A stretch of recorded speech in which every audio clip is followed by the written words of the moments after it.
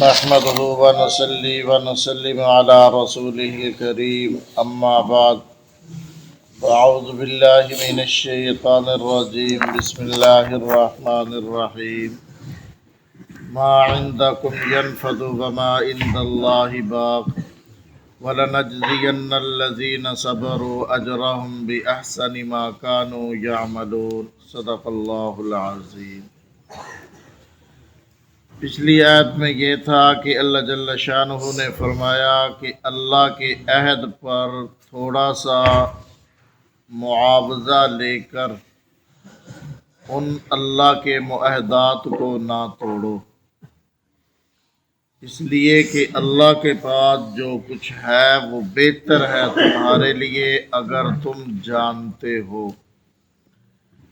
اس آیت کے تحت ایک یہ بات بھی آئی ہے کہ جس کام کا پورا کرنا کسی آدمی کے ذمے واجب ہو وہ اللہ کا عہد اس کے ذمے ہے، اس کو پورا کرنے پر کسی سے معاوضہ لینا اور بغیر معاوضہ لیے نہ کرنا اللہ کے عہد کو توڑنا ہے۔ اس طرح جس کام کا نہ کرنا کسی کے ذمے واجب ہے، کسی سے معاوضہ لے کر اس کو کر دینا یہ بھی اللہ کے عہد کو توڑنا ہے۔ تو اس سے معلوم ہوا کہ رشوت کی مروجہ قسمیں جتنی بھی ہیں وہ تمام کی تمام حرام ہیں۔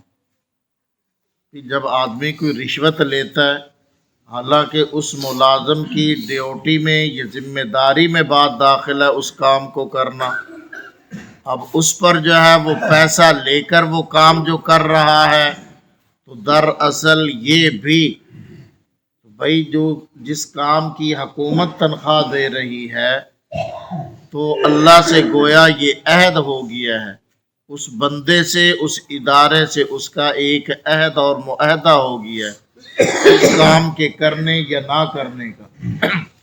اب اس پر کسی سے پیسے لے کر اس کام کو کرنا یا نہ کرنا یہ رشوت میں داخل ہے جو کہ حرام ہے۔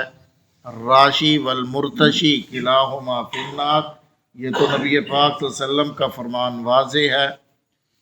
تو اس لیے جو ہے وہ رشوت کی تمام صورتیں اس کے اندر آ گئی، وہ ناجائز اور حرام ہے۔ اب ہمارے ہاں کیونکہ جدید دور ہے تو کہہ دیا جاتا نہیں جی یہ مٹھائی دی ہے، یہ انعام دیا ہے جی۔ بھئی انعام اور مٹھائی جو ہے اگر دینی ہے تو اس موقع پر دینا ضروری ہے، وہ آگے پیچھے بھی تو دی جا سکتی۔ کبھی آگے پیچھے اس کو کچھ دیا ہے تو ظاہر ہے کہ اس کام کے بدلے میں اس کو یہ دیا جا رہا ہے تو یہ ناجائز اور حرام ہوتا ہے۔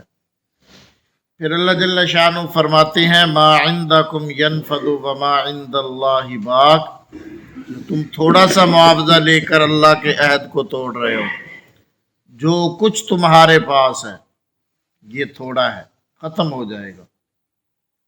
یہ جو تم تھوڑی سی رشوت لے رہے ہو، تھوڑا سا پیسہ لے رہے ہو، یہ جو تم دنیا کا مفاد حاصل کر رہے ہو یہ سب فنا ہو جائے گا، ختم ہو جائے گا۔ آخرت میں جو اللہ کے ہاں اجر ہے وہ ہمیشہ رہنے والا ہے۔ تو پوری دنیا کی ساری نعمتیں وہ آخرت کے مقابلے میں قلیل اور تھوڑی ہیں۔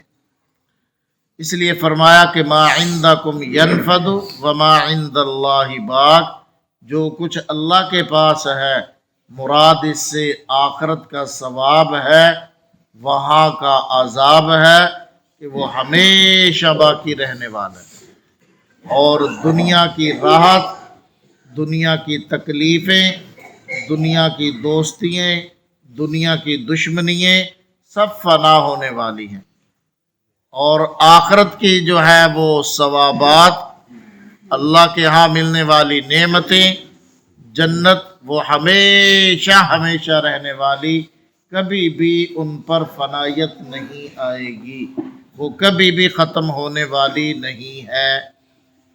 اس لیے آخرت کو ترجیح دینی چاہیے دنیا پر۔ لیکن ہمارے ہاں معاملہ بالکل الٹ ہے کہ ہم نے دنیا کو ترجیح دی ہے آخرت پر۔ نبی پاک صلی اللہ علیہ وسلم نے فرمایا کونوا ابناء الآخرہ ولا تکونوا ابناء الدنیا، آخرت کے بیٹے بن کر زندگی گزارنا، دنیا کے بیٹے بن کر زندگی نہ گزارنا۔ لیکن ہم تو آج دنیا کے بیٹے بن گئے، سب کچھ دنیا ہے ہمارے لیے، آخرت کہتے ہیں جی اس کے لیے کیا ہے جی، یہ سب مولویوں کی معاذ اللہ بنائی ہوئی باتیں ہیں، الٹا مذاق اڑایا جاتا ہے۔ اللہ تعالیٰ بھی اس کا شکوہ کرتے ہیں بل تؤثرون الحیات الدنیا والآخرۃ خیر وابقی، کہ تم نے دنیا کی زندگی کو ترجیح دی ہے آخرت پر، حالانکہ آخرت بہتر بھی ہے اور باقی رہنے والی بھی ہے۔ تو آخرت دنیا کے مقابلے میں بہتر بھی ہے اور آخرت دنیا کے مقابلے میں باقی رہنے والی بھی ہے، اس لیے کہ دنیا بھی فانی، اس کی چیزیں بھی فانی۔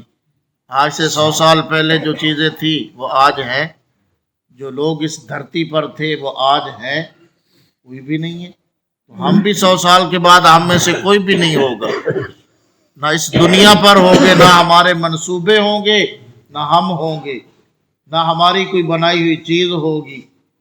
لیکن اللہ کے ہاں جو کچھ ہم زندگی میں کر کے جائیں گے اس پر ثواب عذاب جو بھی مرتب ہوگا وہ ہمیشہ ہمیشہ کے لیے ہوگا۔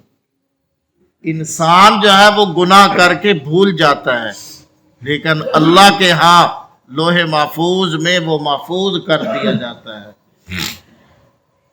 محفوظ کر دیا جاتا ہے۔ اس وقت انسان کہے گا لا یغادر صغیرۃ ولا کبیرۃ الا احصاها، یہ میرے نامہ اعمال کو کیا ہو گیا، اس میں تو ہر چھوٹی بات بھی لکھی ہوئی ہے، ہر بڑی بات بھی لکھی ہوئی ہے، کوئی بات یہاں سے رہی ہوئی نہیں ہے۔ اس وقت پھر پچھتائے گا، اس وقت یاد کرے گا۔ لیکن میرے بھائی ابھی موقع ہے، مرنے سے پہلے پہلے موقع ہے، اور مرنے کا پتہ نہیں کب جھٹکا لگے اور وہ گئے۔ تو اس لیے جو ہے جو اللہ کے ہاں ہے اجر و ثواب، اس کو سامنے رکھتے ہوئے زندگی گزاریے گا، وہ ہمیشہ رہنے والا ہے، اور دنیا کی چیزیں یہ فنا ہونے والی ہیں۔ وَلَنَجْزِيَنَّ الَّذِينَ صَبَرُوا أَجْرَهُمْ بِأَحْسَنِ مَا كَانُوا يَعْمَلُونَ، اور ہم بدلے میں دیں گے صبر کرنے والوں کو ان کا حق اچھے کاموں پر جو وہ کرتے تھے۔ دنیا میں جو مصائب آئے ان پہ جو صبر کیا، اللہ کی طرف سے جو آزمائشیں آئیں ان پر صبر کیا، تو اللہ تعالیٰ فرماتے ہیں ہم اس سے اچھا بدلہ دیں گے، کل قیامت والے دن بہترین بدلہ دیا جائے گا۔ اور دنیا میں بھی صبر کا بدلہ ہے، ان اللہ مع الصابرین، اللہ صبر کرنے والوں کے ساتھ ہوا کرتا ہے۔ اور آخرت کے اندر بھی جب اللہ تعالیٰ ان صبر کرنے والوں کو اجر دے گا تو آدمی تمنا کرے گا کاش کہ دنیا کے اندر میرے جسم کو کینچیوں سے کاٹ دیا جاتا اور آج اس تکلیف کا بدلہ اور اجر مجھے دیا جاتا۔ آج تو ہم اللہ کے شکوے کرتے ہیں نا بیٹھ کر، اور اللہ تعالیٰ کے بارے میں طرح طرح کی باتیں زبان پر آتی ہیں جب کوئی مشکل گھڑی آ جاتی ہے، لیکن اللہ اس پر جو اجر دے گا وہ ہماری سوچ سے بھی زیادہ ہوگا۔ اللہ ہمیں سمجھنے کی عمل کی توفیق۔